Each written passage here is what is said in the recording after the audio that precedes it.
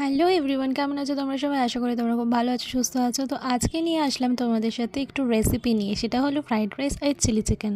তো প্রথমে মাংসটাকে ভালো করে ধুয়ে নিয়ে তাতে একটা ডিম, কর্নফ্লাওয়ার আর আদা রসুন পেস্ট আর নুন দিয়ে ভালো করে মিক্সড করে নিতে হবে। আর একটুখানি লঙ্কা আর রসুন কুচি দিয়ে আর একটু ভিনিগার দিয়ে ভালো করে মাখিয়ে নিতে হবে। তারপর সাদা তেলে ওই মাখিয়ে রাখা চিকেনগুলো ভেজে নিতে হবে।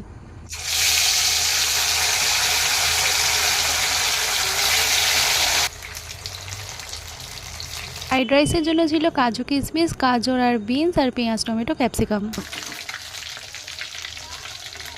চিকেনগুলো তুলে নিয়ে গোটা গরম মশলা ওই তেলে দিয়ে দিতে হবে।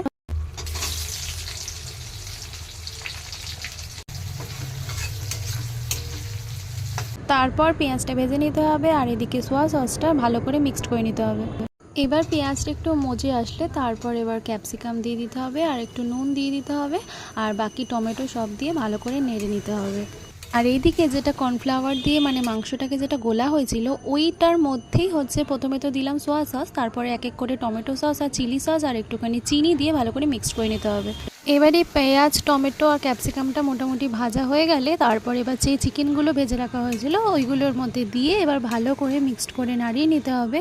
আর তারপর যে ওই সসের যে কাঠটা বানানো হয়েছিল সেটাও এর মধ্যে ঢেলে দিতে হবে। এবার ওই সস দিয়ে ভালো করে চিকেনটাকে কষিয়ে নিতে হবে আর একটু স্বাদ মতো নুন দিয়ে নিতে হবে, নুন আর চিনি, যাতে মোটামুটি স্বাদটা ব্যালেন্স হয়। আর তারপর একটু জল দিয়ে দিতে হবে, তাহলে এটা একটু গ্রেভি গ্রেভি হবে। আর এইদিকে ফ্রাইড রাইস করার জন্য নেওয়া হয়েছিল একদম সরু চাল আর সেটাকে প্রায় আধ ঘন্টার মতো ভিজিয়ে রাখা হয়েছিল। তারপরে এখানে হাঁড়িতে গরম জল বসিয়ে তার মধ্যে একটু 2 চামচ মতো সাদা তেল দেওয়া হয়েছিল যাতে ভাতটা ঝরঝরে হয়। তারপর ওই জলে একটু নুন দিয়ে ভাতগুলো দেওয়া হয়েছিল আর এইদিকে তেলের মধ্যে একটুখানি ঘি দেওয়া হচ্ছিল যাতে ওই ফ্রাইড রাইসের জন্য যে গাজর আর বিনসটা রাখা হয়েছিল সেটাই ভাজার জন্য।